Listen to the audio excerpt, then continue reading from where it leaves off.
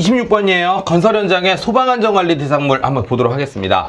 건설 현장의 소방안전관리 대상물이 아닌 거 골라라 그랬는데, 자, 요거는 여러분들이 뭐를 좀 하셔야 되냐면, 이 건설 현장 소방안전관리 대상물에 해당되는 걸 먼저 공부를 좀 해보셔야 될 것 같습니다. 뭐 다 외우셨겠지만 말씀드릴게요.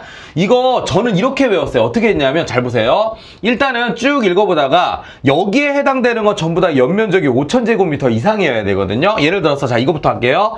지하층의 층수가 2개 층 이상인 것 중에 연면적이 5,000제곱미터 이상. 자, 5,000제곱미터 이상이고요. 또는 지상층입니다. 지하층을 제외한 층수겠죠. 지상층의 층수가 11층 이상인 것으로서 5,000제곱미터 이상이고요. 5,000제곱미터 이상입니다. 자, 그리고 냉동, 냉장, 뭐 냉동, 냉장 이렇게 나오잖아요. 이것도 5,000제곱미터야. 그러니까 이제 각각이에요, 각각. 얘네들 각각이 전부 다 5,000제곱미터 이상, 5,000제곱미터 이상, 5,000제곱미터 이상이라는 거거든요. 그럼 이거 3개 다 더하면 얼마예요? 3개 다 더하면 15,000제곱미터 이렇게 되는 거죠. 그래서 5,000, 5,000, 5,000, 15,000, 2, 11, 냉동냉장 뭐 이거잖아요. 그죠? 요게 이제 머릿속에 들어가 있으면 문제를 풀 수 있다는 겁니다. 자, 어떻다고요? 지하 2층 이상인 2층 이상인데 5,000제곱미터 이상, 지상으로 11층 이상인데 5,000제곱미터 이상, 냉동 냉장 창고로 5,000제곱미터 이상 다 더하면 15,000제곱미터 이상. 그러니까 이 15,000제곱미터 이상은요, 그냥 용도에 상관없이 어떤 건물이라도 연면적이 15,000제곱미터가 넘어가면 건설 현장에 무조건 소방안전관리자가 있어야 돼요. 그런데 지하가 2층 이상인 애는 그냥 5,000제곱미터만 넘어도, 지상으로 11층 이상인 애는 5,000제곱미터만 넘어도, 그리고 냉동 냉장 창고는 5,000제곱미터만 넘어도 소방안전관리자가 있어야 된다는 겁니다. 의무적이에요. 그죠? 그래서 요 미선임, 건설 현장 소방안전관리자 선임하지 않으면 미선임 하면 얼마죠? 300만 원의 벌금 내는 건 똑같아요. 그래서 어쨌든 선임을 해야 된다는 겁니다. 자, 그래서 이런 측면으로 우리가 이제 문제를 좀 풀어 주신다면 내용 보겠습니다. 자, 그래서 이제 26번에 보시면은 자, 뭐가 나와 있습니까? 건설 현장 소방안전관리 대상물이 아닌 거 골라라 그랬죠? 일단은 18,000제곱미터예요. 그죠? 그러면 어떻습니까? 예, 해당 사항 있죠. 15,000제곱미터 넘어갔으니까요. 12층이니까 11층 이상이잖아요. 그러면서 5,000제곱미터가 넘어갔잖아요. 해당 사항 있습니다. 냉동 창고인데 5,000제곱미터를 넘어갔잖아요. 해당 사항 있어요. 자, 그런데 지하 1층이고 지상 10층이고 5,000제곱미터잖아요. 다 해당 사항 없잖아요. 그죠? 15,000제곱미터야 돼요. 이게 만약에 해당 사항이 없으면. 그래서 4번은 아니다라고 여러분들이 기억을 하시면 되겠습니다. 뭐 이런 거예요. 그래서 요거는 2층 이상이어야 되고 이거는 11층 이상이어야 되잖아요. 그죠? 예, 그래서 그렇게 기억을 하시면 되겠습니다. 자, 그러면서 이제 27번으로 건설 현장 소방안전관리자 업무에 해당하는 것이 뭐냐 물어봤습니다. 해당하는 겁니다. 업무에 해당되는 거라고 했는데, 자, 건설 현장 소방안전관리자 업무잖아요. 그죠? 그래서 그거에 해당하는 걸 고르라고 한다면 건설 현장에 걸맞는 걸 찾아라 이런 얘기예요. 그래서 그럼 한번 볼게요. 건설 현장 소방안전관리자 뭐 하는데요? 자, 건설 현장의 소방계획서를 작성하죠? 아마 요걸로 딴지 걸진 않았을 거예요. 소방계획서는 뭐 이거나 저거나 헷갈릴 테니까요. 그죠? 임시소방시설이라는 거는 뭐만 가능해요? 이건 건설 현장에서만 있는 거예요. 그래서 아마 답은 3번이 될 겁니다. 문제가 약간 좀 어렵네요. 그죠? 그래서 3번이 되는 것이고, 공사 진행 단계별 건설 현장. 자, 그 다음에 초기 대응 체계는 여기 없어야 정상이, 초기 대응이 아니라 이 초기 대응 체계는 소방안전관리자도 해당되고 건설 현장 소방안전관리도 해당되는 거니까 뭐 이걸 답으로 내진 않을 것 같아요. 자, 그 다음에 뭐 나머지 화재 위험 작업이라는 말 나오고, 그러니까 이 건설 현장 소방안전관리자 업무에는 약간 건설 현장의 냄새가 좀 나야 되거든요. 근데 그런 게 없죠. 여기는 화재 발생 시 초기 대응 이런 거는 자위소방대 특히 이런 거 있죠. 이런 거는 그냥 일반 건물의 소방안전관리를 얘기하는 거니까 건설 현장 소방안전관리자만의 고유 업무를 말한다면 임시소방시설이 맞죠. 그래서 답은 3번을 체크해 주시면 되겠습니다. 그러니까 이런 거는 제가 이렇게 자꾸 논리적으로 설명을 해드리니까 어려운 거지, 그냥 대충 한번 해볼까요? 자, 여기가 건설 현장 소방안전관리자 업무입니다. 자, 3번이 맞죠? 3번입니다. 이게 맞죠, 사실은. 나머지는 아니죠. 이렇게 하면 되는 건데 굳이 제가 설명을 드리자면 뭐 건설 현장 소방안전관리자 업무에는 그래도 건설 현장의 냄새가 좀 나야 된다는 거예요. 그래서 답은 3번 체크해 주시면 되겠습니다.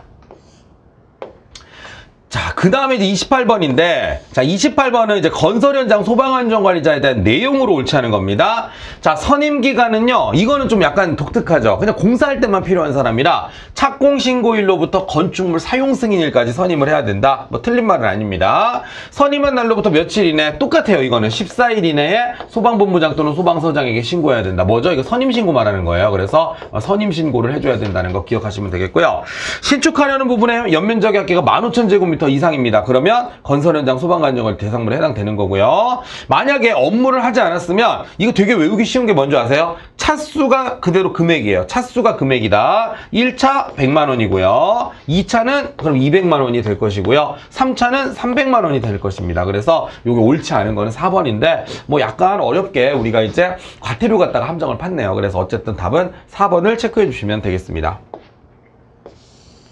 자, 그 다음에 29번 보겠습니다. 다음 중 피난 계획에 포함돼야 되는 항목을 모두 골라라. 야, 피난 계획에는 다 뭐 포함되는 거 아니야? 맞아요. 다 포함되는 거 맞아요. 그러면 분명히 내용에다가 함정을 팠을 겁니다. 그러니까 소위 말해서 뭐 항목을 골라라기보다는 그러니까 옳은 거 모두 골라라 이런 느낌이겠죠. 그럼 틀린 거 한번 찾아볼까요? 각 거실에서 옥외로 이르는 피난 경로 필요한 거 맞습니다. 그러니까 그 거실이라고 하는 건 생활 공간인데 생활 공간에서 바깥에 있는 어떤 그 계단이라든가 옥외 바깥으로 나갈 수 있는 피난 경로 맞아요. 그러니까 피난 경로라는 말은 맞습니다. 근데 이게 틀렸죠. 그러면 옥상 또는 피난안전구역을 제외한다? 포함해야죠. 이 5개라고 하는 건 옥상도 괜찮고 피난안전구역도 괜찮다라고 하는 겁니다. 그래서 제외라는 말이 틀렸습니다.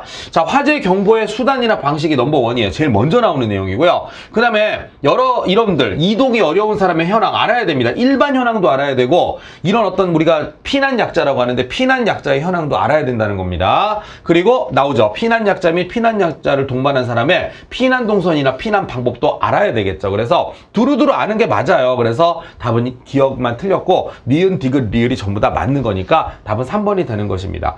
요런 문제는요. 여러분들한테 문제 유형을 익히게 하려는 게 아니라 그냥 이거 한번 읽어보라고 문제 낸 거죠. 이참에 한번 읽어보세요. 이런 뜻이에요. 그럼 어떻습니까? 첫 번째 넘버1 일단 화재 경보의 수단이나 방식이 들어있어야 된다는 거고요. 그 다음에 현황.